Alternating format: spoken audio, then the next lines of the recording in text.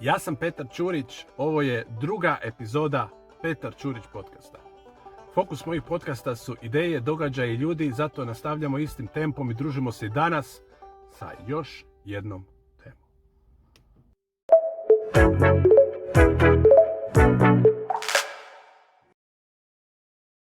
Prije nego što zakoračim u novu temu, samo da se kratko osvrnem na vaše prijedloge koje ste mi slali posljednjih tjedana, a vezano za buduće epizode ovog podcasta. Naime, predlagali ste epizode o Ukrajini, pitali što mislimo o novoj pulskoj vlasti i Filipu Zoričiću, prijevremenim izborima za Sabor i u gradu Puli, hoće li se raspasti vladajuća koalicija i tako dalje. Pa da odmah kažem, za sada zaista ne želim na podcastu komentirati pulsku politiku. Pula ima novu vlast, ima još nešto vremena da se pokaže i to je to. Znači imaju šansu, dobili su je, neka iskoriste. Glede ludila u Ukrajini i mogućnosti trećeg svjetskog rata, ovaj put nuklearnog, neću raditi zaseban podcast o tome. Ne želim biti stručnjak za sve, takozvani analitičar koji se razumije od sastojaka za paštetu i zubnih plombi do odgovornosti za cijene plina, broja nuklearnih glava. Mislim, to je meni katastrofa, tako da ne. Bavim se onime u čemu sam dobar, temama koje poznajem jer te teme živim. Tako da zasigurno podržavam Ukrajince u obrani njihove domovine, pogotovo što to skroz podsjeća na Domovinski rat u Hrvatskoj iz 1990-ih, slava Ukrajini, a današnja je tema jednostavna i glasi: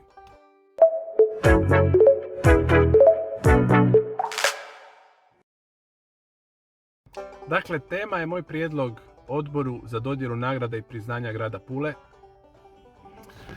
a odnosi se na posthumnu dodjelu priznanja, odnosno zahvalnice grada Pule doktoru Mariju Mikoliću, jednom Puležanu, jednom od utemeljitelja hrvatske diplomacije, skromnom Puležanu koji je čitav svoj život čvrsto bio vezan za Pulu, gdje mu supruga i obitelj dan danas žive, a Pula je bila jedina konstanta u životu ovog velikog čovjeka, čija su postignuća za života toliko posebna i toliko jedinstvena bila, da bih se ja usudio reći da mi ni danas kao kolektiv možda uopće ne shvaćamo da smo u Puli imali jednog takvog čovjeka.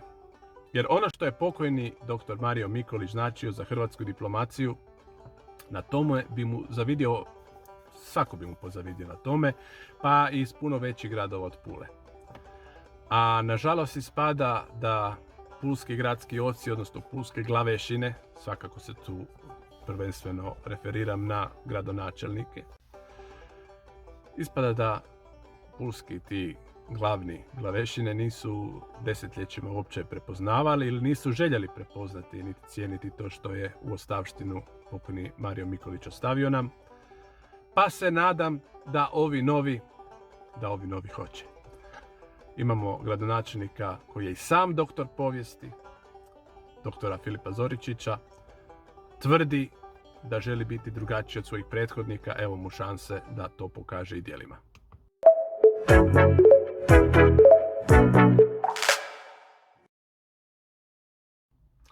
Mario Mikolić bio je hrvatski doktor povijesti, opunomoćeni ministar, diplomat i veleposlanik Republike Hrvatske u Danskoj, Islandu, Norveškoj i Ukrajini. Smatra ga se jednim od utemeljitelja hrvatske diplomacije jer je osobno osmislio sva hrvatska diplomatska pismena za državne potrebe, to su akreditivna pisma, vjerodajnice za hrvatske veleposlanike, patentna pisma, pisma imenovanja za hrvatske konzule, generalne konzule, egzekvature, dozvole za djelovanje stranih konzula i generalnih konzula u Republici Hrvatskoj, opozivna pisma za hrvatske veleposlanike na službi u inozemstvu, državni ceremonijal, obrednik za razne prigode, doček i ispraćaj stranih veleposlanike, državnika, prisegu novoizabranog predsjednika Republike Hrvatske, prisegu novoimenovanih članova vlade Republike Hrvatske i tako dalje. Dakle, sve to osmislio naš Puležan, pokojni dr. Mario Mikolić.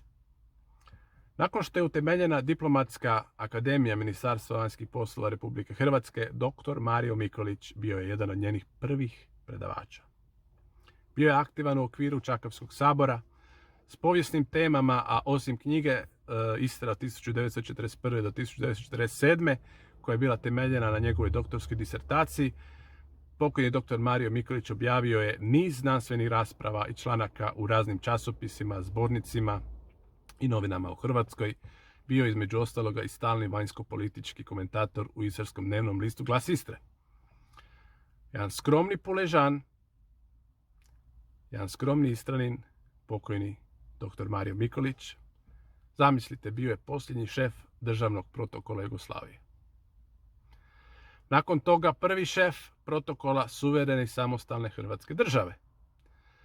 Spadao je u uski krug ljudi koji su zaista svojim djelima osmišljavali djelovanje moderne Hrvatske države u duhu međunarodne prakse i suvremenih tekovina, te koji su udarili temelje međunarodno priznatoj Republici Hrvatskoj. Da, to je bio naš pokojni Mario Mikulić, naš Puležan. Na inicijativu predsjednika Republike, dr. Franje Tuđmana, koji je želio da i drugi uče o diplomaciji, dr. Mikulić je sredinom 1990-ih napisao i 2 stručne knjige o diplomatskom protokolu. Prva s naslovom Diplomatski protokol, a druga Diplomatski i poslovni protokol. To su ujedno bile prve knjige na ovim prostorima, na prostorima bivše SFRJ Jugoslavije, odnosno u novoproglašenim državama, pa su kao takve korištene, a što je još i važnije, koriste se i dan danas u svim tim sredinama. To su knjige koje je napisao jedan Puležan, koriste se u diplomatskim krugovima u svim ex-ju sredinama. Mnogi aktualni hrvatski politički prvaci i obnašatelji najviših državnih dužnosti, od premijera Andreja Plenkovića pa nadalje, od Pantovčaka do Zrinjevca i Markova trga, sve su to uglavnom bivši đaci pokojnog doktora Marija Mikulića, koji ih je podučavao na Diplomatskoj akademiji. I da je samo to učinio, bilo bi već jako puno za jedan život.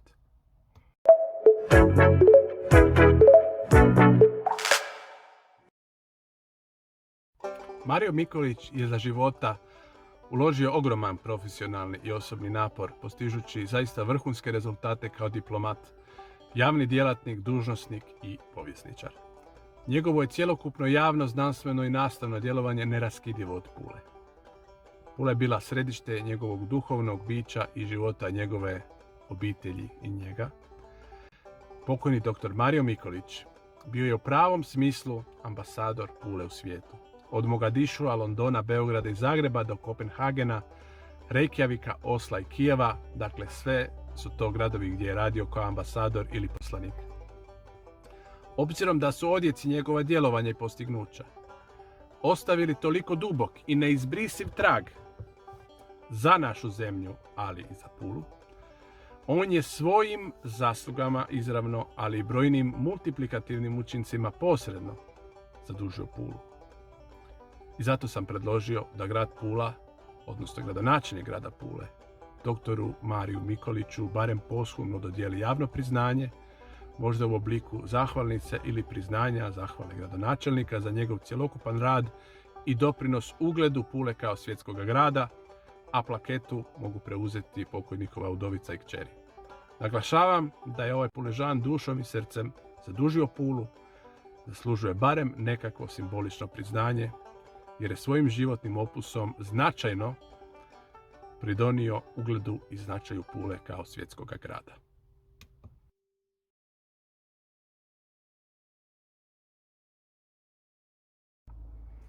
Dr. Mario Mikulić osnovno je obrazovanje pohađao u Karojbi, a klasičnu gimnaziju u Biskupskom sjemeništu u Pazinu. Diplomirao je na odsjeku opće i nacionalne povijesti na Filozofskom fakultetu u Zagrebu, gdje je 1997. godine i doktorirao. Radni vijek je započeo na Birotehničkoj školi u Zagrebu, nastavio stalnim radnim odnosom u osnovnoj školi u Karojbi ranih 1960. godina, a nakon vojske preuzeo je svoju prvu dužnost u Puli, prvu ozbiljniju dužnost u Puli, a to je bila dužnost kustosa u Pulskom muzeju Narodne revolucije Istre. Danas je to povijesni pomorski muzej Istre u Puli. Nakon brojnih funkcija koje je obnašao u Puli, a slušajte koje su to bile, znači između ostalog bio je vijećnik Skupštine općine Pula, izabran u mjesnoj zajednici Mirna. Bio je predsjednik kulturno-prosvjetne zajednice općine Pula. Bio je predsjednik kulturno-umjetničkog društva Matko Brajša Rašan Pula. Bio je član predsjedništva Republičke samoupravne interesne zajednice u oblasti kulture. bio je predsjednik povijesnog društva Istre sa sjedištem u Puli.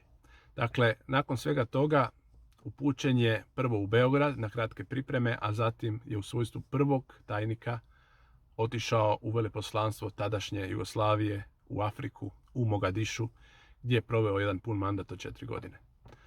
Nakon povratka postaje savjetnikom veleposlanstva Jugoslavije u Londonu, zadužen za pitanja kulture te za pitanja odnosa Velike Britanije sa istočnim socijalističkim zemljama iz toga doba. Tamo je također odradio puni mandat od 4 godine, kasnije je dolaskom natrag unaprijeđen u zvanje opunomoćenog ministra te je postavljen, zaslušajte sada dobro, ljudi, ovo je ludo, Puležan, postavljen za šefa diplomatskog protokola Ministarstva vanjskih poslova Jugoslavije. Šef diplomatskog protokola čitave Jugoslavije. Ministarstva vanjskih poslova čitave Jugoslavije. Znači, već to zvuči nestvarno. Ali pokojni Mario bio je svjedokom i mnogih događaja koji su prethodili raspadu Jugoslavije. O tim je vremenima pričao diplomatski, diskretno, ali znao i s ponosom reći da mu je u Igalu za jednog takvog razgovora trebalo manje od sekunde da se na poziv predsjednika dr. Franje Tuđmana u veljači 1991. spremno odazove stvaranju samostalne i nezavisne moderne Hrvatske države. Dakle, u pravom trenutku otišao je iz Beograda i sudjelovao u stvaranju nove samostalne nezavisne Hrvatske države uz dr. Tuđmana. I tako prelazi u Zagreb, u ured prvog hrvatskog predsjednika Franje Tuđmana, gdje je odmah postavljen za šefa protokola, zadržavši pritom zvanje opunomoćenog ministra. A potom je po nalogu predsjednika utemeljio hrvatski državni protokol.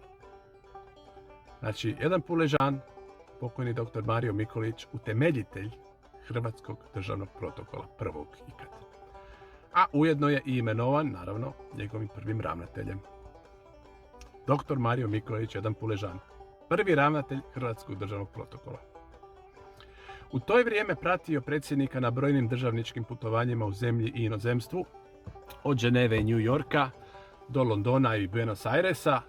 Iz ureda predsjednika je nakon toga, nakon nekog vremena, nakratko vraćen u Ministarstvo vanjskih poslova, a onda je postao, odnosno imenovan je veleposlanikom Republike Hrvatske u Danskoj, u Kopenhagenu, gdje je pokrivao Island, te 2 godine Kraljevinu Norvešku, tamo ostaje do 2000. godine.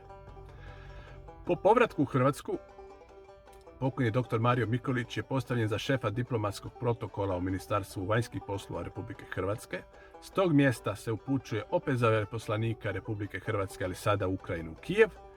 Tamo boravio 2002. do 2006. godine, kada je i umirovljen u zvanju veleposlanika. Znači, on je umirovljen 2006. godine. To otprilike koincidira sa godinom kada je prethodni gradonačelnik grada Pule, Boris Miletić, postao gradonačelnik, 2006. Od 2006. kada je dr. Mario Mikulić umirovljen, evo danas do 2022. on nije nikakvu zahvalnicu, nikakvo priznanje uopće, nikakav stisak ruke dobio službeno od našega grada. Naravno, ima već nekoliko godina da pokojni dr. Mario Mikulić nije s nama. Ali je interesantno, ne, kako pulske glavešine to ignoriraju. Pazite, naveo sam vam do sada što je sve čovjek bio.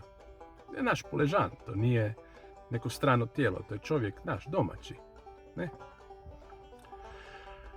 Naime, na prste jedne ruke mogu se nabrojati osobe iz Pule koje su dosegle sam vrh diplomacije. A ono što je postigao pokojni Mario Mikulić, Pula i Istra ne pamte.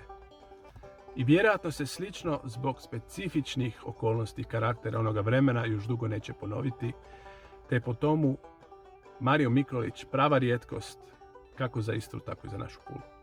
I zato apeliram.